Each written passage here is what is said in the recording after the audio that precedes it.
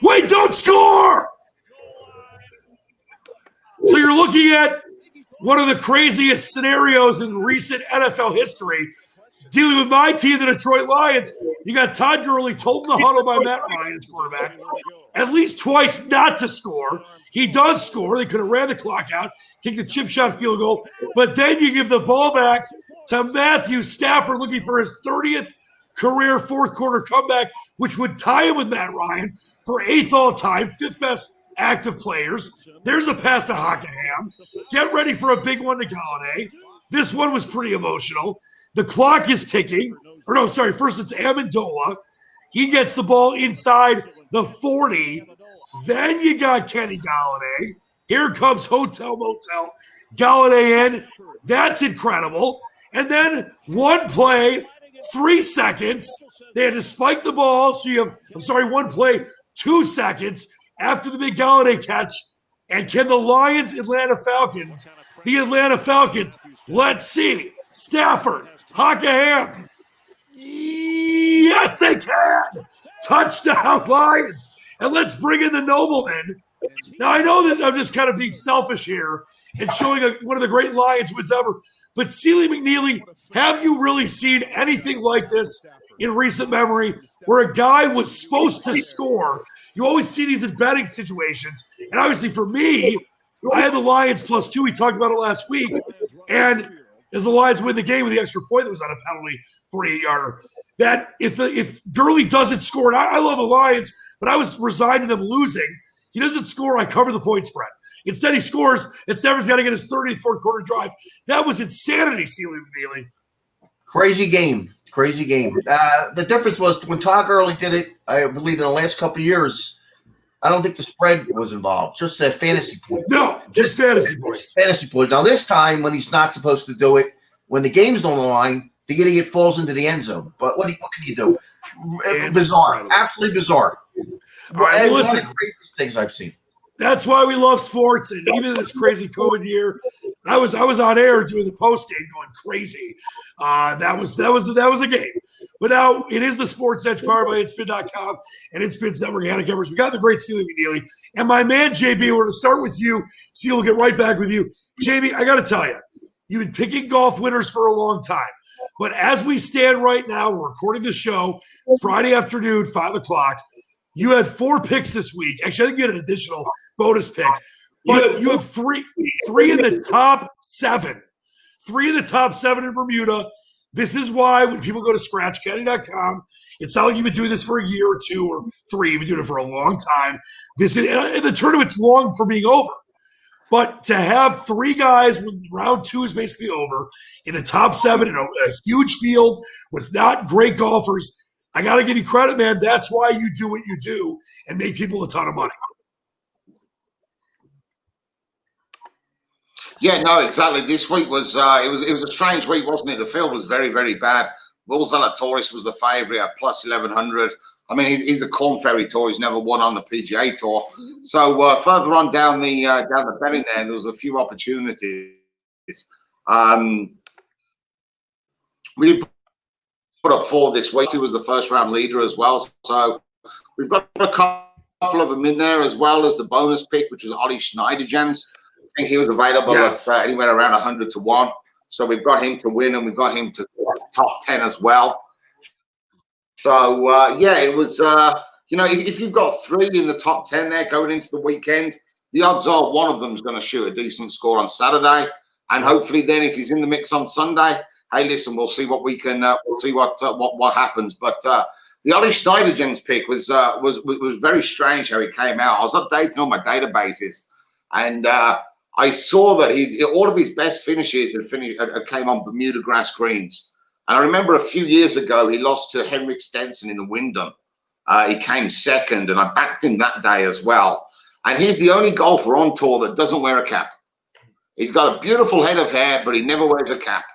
So we put Schneiderjans in there. The other thing about him is, the one thing I always remembered from that Wyndham Championship was when he, off the tee, he hits the ball very, very low. I mean, that thing's only 20 yards off the deck, I think, when he tees it off with his driver. Right. And we're going to be having 30, 35 mile an hour winds this week. So, and his Corn Ferry Tour has been, form has been pretty good lately. So we shall see what happens with him. I mean, he hasn't been there for a while, but hey, you never know. No, and let's take a look as we mentioned the leaderboard right there. There's Sheeran's right there, tied for fourth, just a couple shots off the lead. He's down with a 70, probably expected maybe a 69 or 68, but as you mentioned, the wins have been a factor. You look at Denny McCarthy, who went up 58 spots. He's right there. One of your picks at -5, 3 off the lead. And obviously, as you mentioned, Peter Malnati led it after round one. He's down just 5 spots, but he's only 3 off the lead. As you mentioned, you're going to probably have those 3 guys in the top now 6.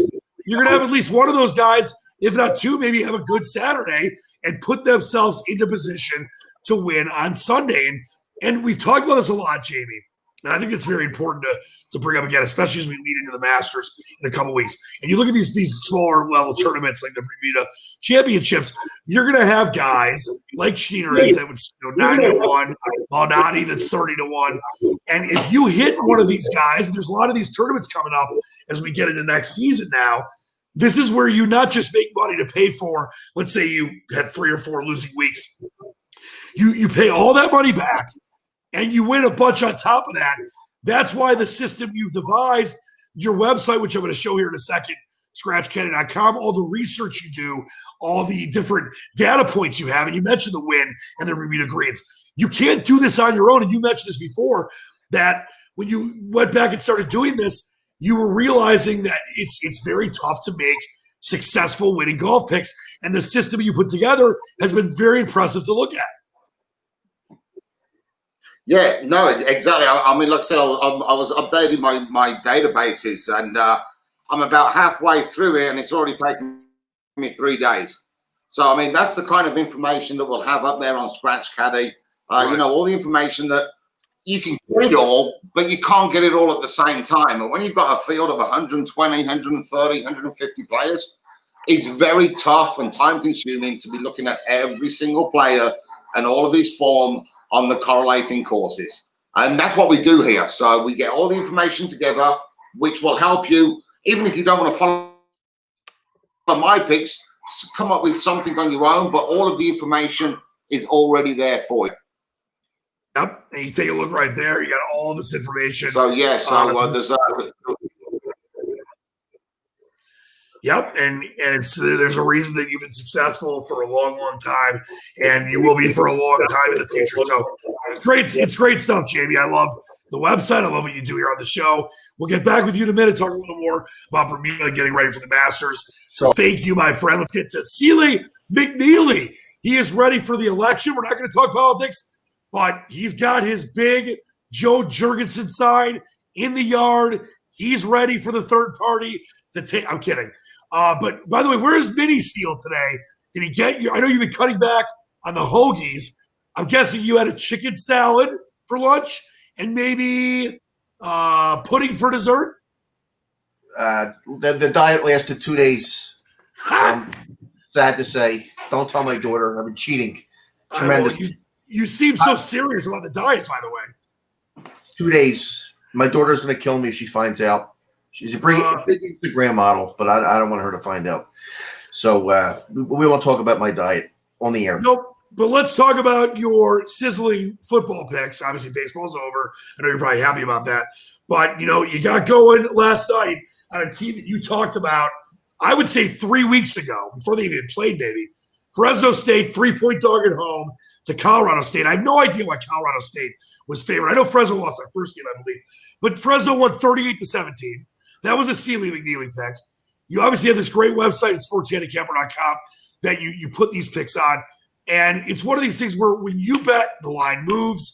You give your people the info early, and you're an information guy. It's all about information these days because there's so many lines and data points and analytics and all that crap out there that it's about information. And I remember last week on this show, I was going to take Michigan anyway, but it was one of my strong plays of the weekend because I think Michigan's just a better team than Minnesota. That Minnesota had COVID issues, and guess what? Their punter, their kicker, offensive lineman, other starters out before their game against Michigan to get rolled.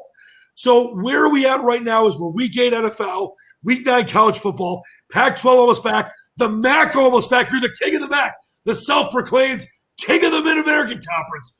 Where are you at? Because you've been really hitting a lot lately. You hit a lot of times, but you hit a lull for a couple weeks. You've been hitting like crazy as of late. Are you feeling better about college football? And then we'll talk pros as well.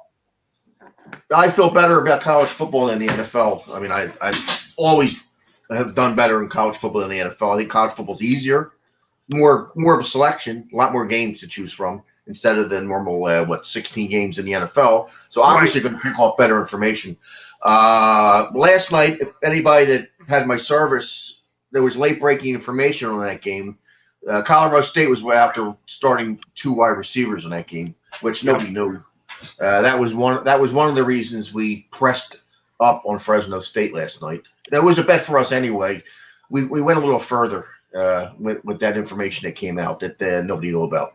And one of the receivers is a really good player. So instead of $50 on the game, you put $100 on it. I don't understand why they were favored either. Colorado State, to tell you the truth, it was they're not a good team. Very odd-looking line, and there was some smart money actually on Colorado State that got that game to go to 3. But the smarter money took the game, and that was me and a few other people I know. Came back with +3 on Fresno. So, well, like I said, when you bet, the line moves and you win. Let's take a look at a couple of college games that you kind of are ruminating about. Then we'll get to the NFL, and then I want to talk to Jamie about looking forward to the Masters, which I can't believe is in 2 weeks. It's going to be incredible. What are you looking at this weekend? Last week, a couple games you looked at, both won on this show. I know there's some interesting matchups. And actually, I'll ask you this before I get to your selections. The Michigan line opened 26, 25.5. Michigan State lost to Rutgers. Michigan State not very good. First-year head coach Mel Tucker. I'm obviously a big Wolverine guy. I know a lot about the program. Joe Milton, the new quarterback, looked incredibly comfortable. The best, and I think best leader and quarterback the Wolverines have had in the Harbaugh era. But why is that line trickling down to 21.5? Any info you have? Is that just some sharp money because it's a rivalry game? And I want to remind people, Mark D'Antonio, even though he was in the stands last week to see Michigan State lose to Rutgers embarrassingly, 7 turnovers, he's not the coach anymore. So all these great Mark D'Antonio teams that for a long time until 3-4 years ago had owned Michigan, he ain't the coach. Why is that line trending down so much? I actually don't see any information on that game. That really is short money. I guess that's one of those, just it's a rivalry game and they take the big points. I wouldn't be involved in that game, but it's hard to lose the Rutgers. That's all I can say about that. They've only beaten 5 Big Ten teams ever since they came to the conference. That's it. I still don't. I can't get it in my head that Rutgers is in the Big Ten because they act like they're still in the Big East. I can't get it in my head. Nebraska's in the Big Ten. It doesn't make any sense. I'm a traditionalist, and it just for somebody to tell me that Maryland and Rutgers and Nebraska are in the Big Ten, it doesn't sound right to me. And Rutgers, I guess, didn't get the memo that they are in the Big Ten because they stink. And maybe Nebraska's paying for it because they're not playing this weekend against Wisconsin. That's a COVID cancellation. Are there a couple games you can throw out there for the peeps? I know we have a game tonight. We're taping Friday afternoon. The East Carolina-Tulsa game seems like a non-play to me. And then obviously Minnesota-Maryland at 7 o'clock. Anything you like over the weekend? Over the weekend, I did make a rather large bet on Boise State. That would be game 151. I hammered that sucker Monday morning. I laid 2 numbers on that game. Now, I usually never lay 2 numbers on a game because it's tough to lay 2 numbers when you're betting sports.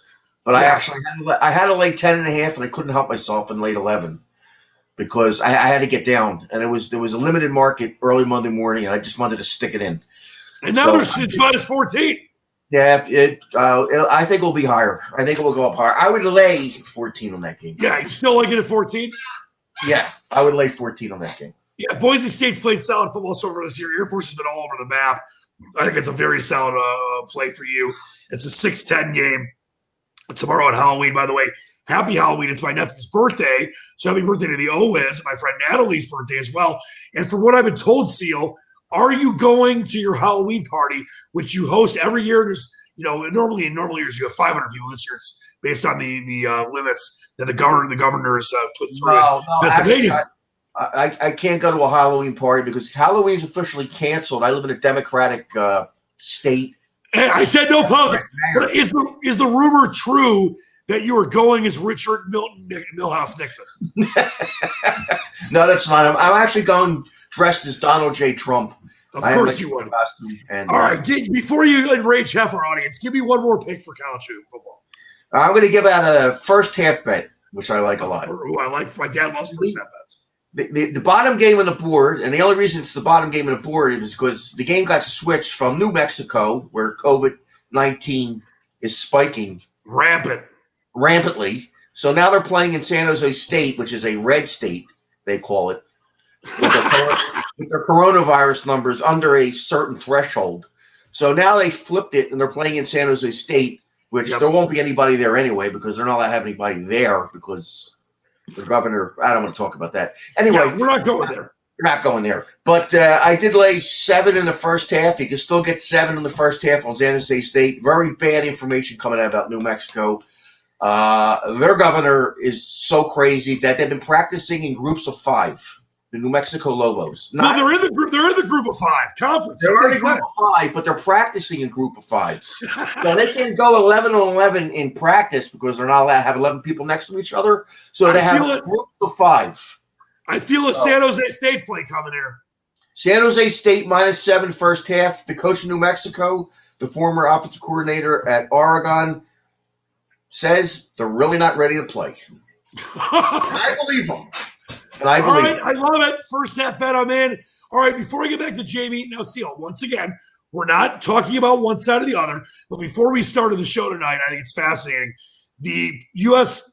presidential election is the most bet on event in the history of the earth. Sports, entertainment, etc.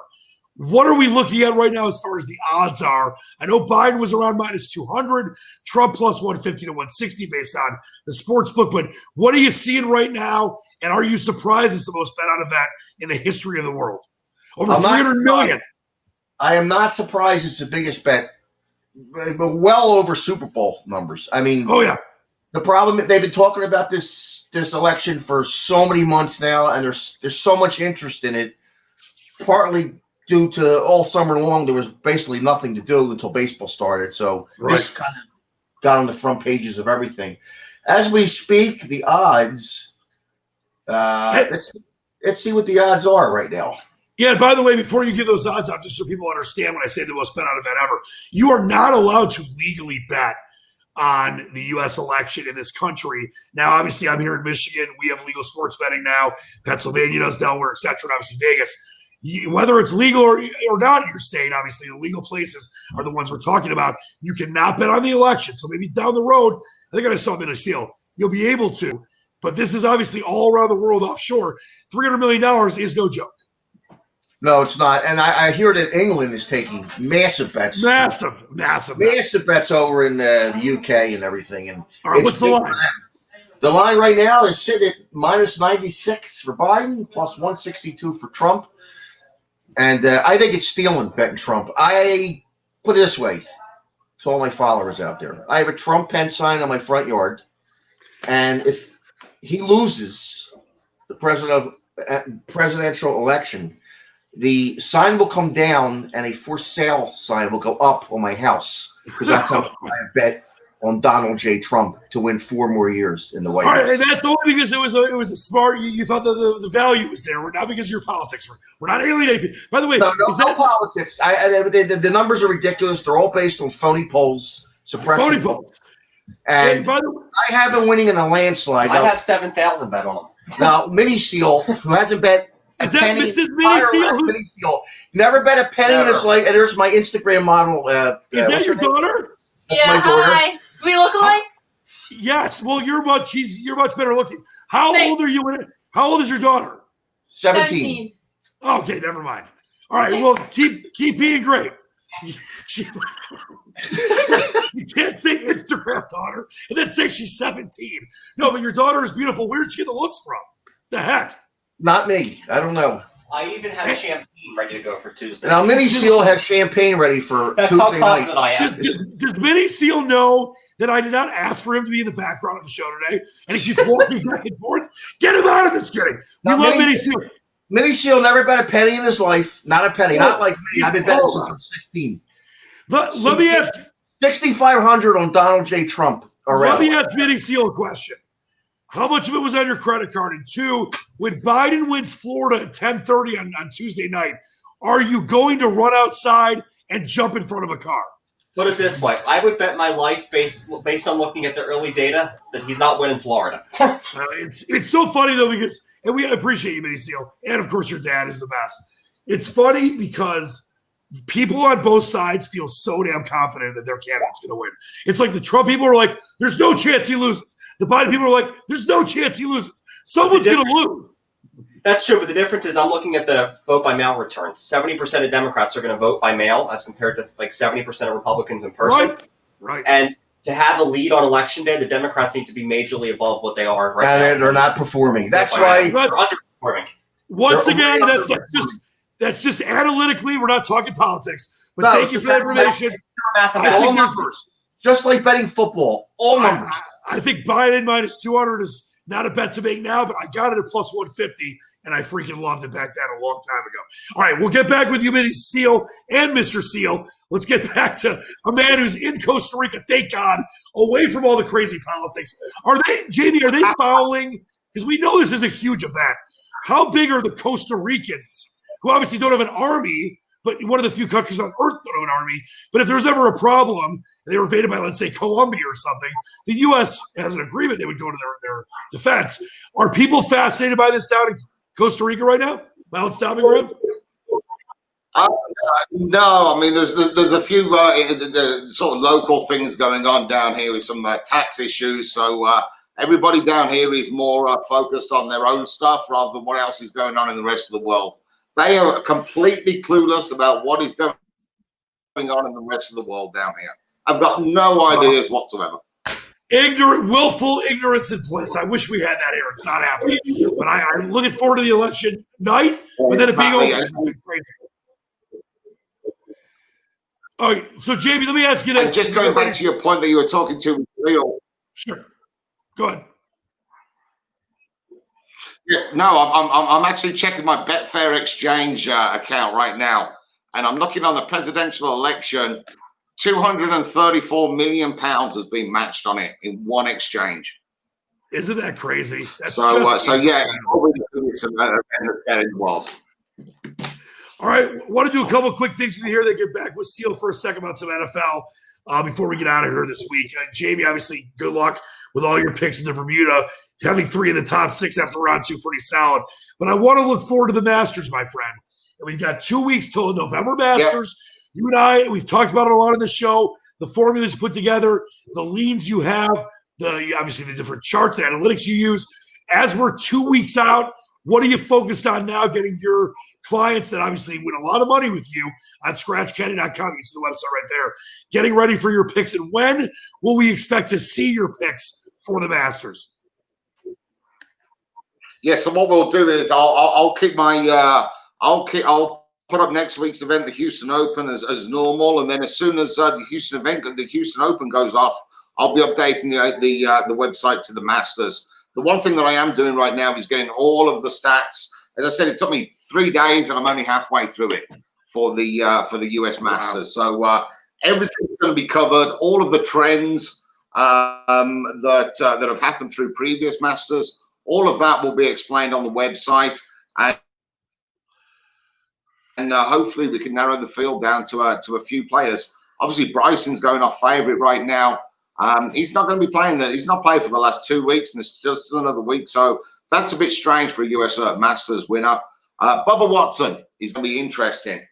We had him last week, top 5, came tied 4th. The week before he was tied 10th, I believe. He's coming into some form. He loves Augusta, obviously, and as we all know, it's one of those places where players always play well at. It is, and it's going to be a lot of very kind of jarring considering in November, but super exciting. And I look forward to those picks being out there. We'll talk much more about it, obviously, next week, along with the Shell Houston Open. But don't forget to go to scratchcaddy.com. And I think that, Jamie, we got a winner this week. One of the four guys I think is going to lift that, whatever they have in Bermuda. Is it I don't know, a snake? Do they have is it a chalice? A little wooden triangle. Yes, it's a triangle. I love it. All right, Jamie, back with you in a second. Before we go, let's bring Sealy McNeely back in. Don't forget, I have one thing to say, a comment on about the 234 million pounds that were wagered. I gained 234 pounds during this pandemic. That's all I have to say. But you're on a diet, and it only lasted for 3 seconds. All right, Seal, before we go, I want to throw out the inspin.com live lines. Great place to find your odds. If it's every sport, even the obscure ones, even dodgeball. I'm kidding about dodgeball. Dodgeball. Now, I want to start with my Lions. I always do.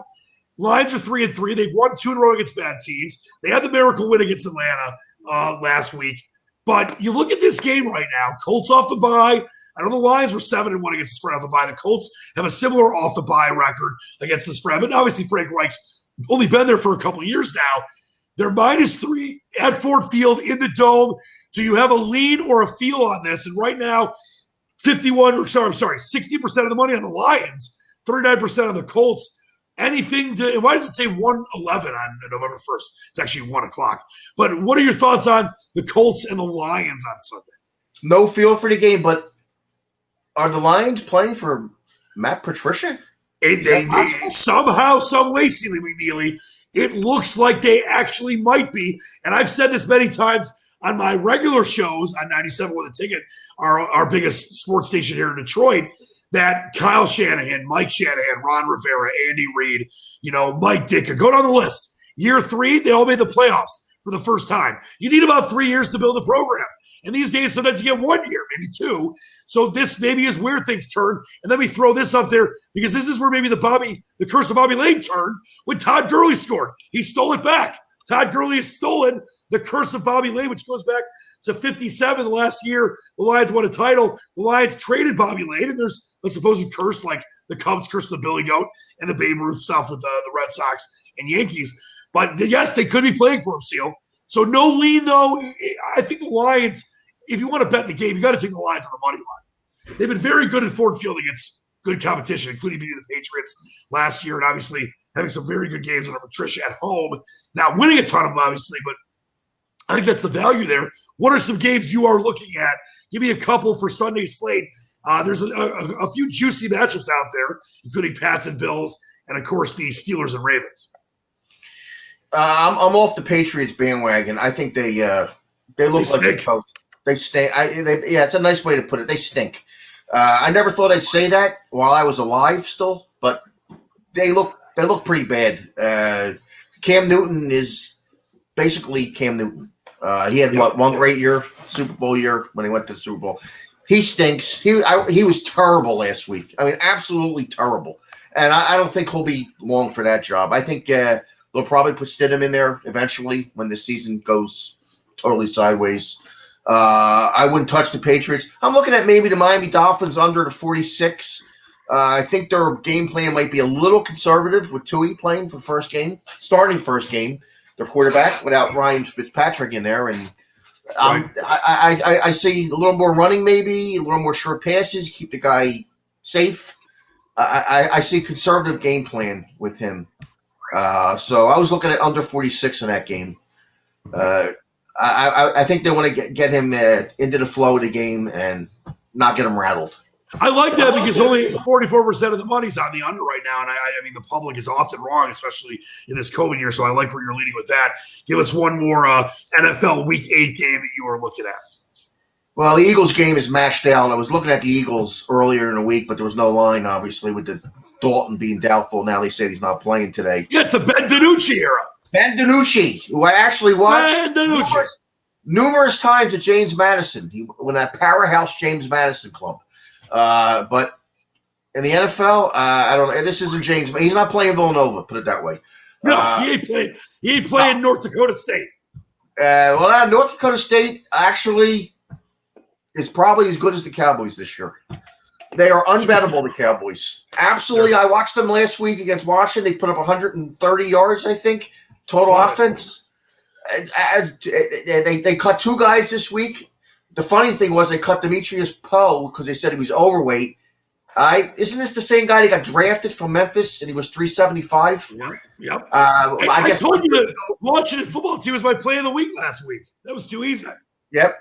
I mean, he must be over 400. That's why they cut him. Dallas, I don't know what happened to Dallas, but I couldn't bet your money on Dallas. They look like they quit.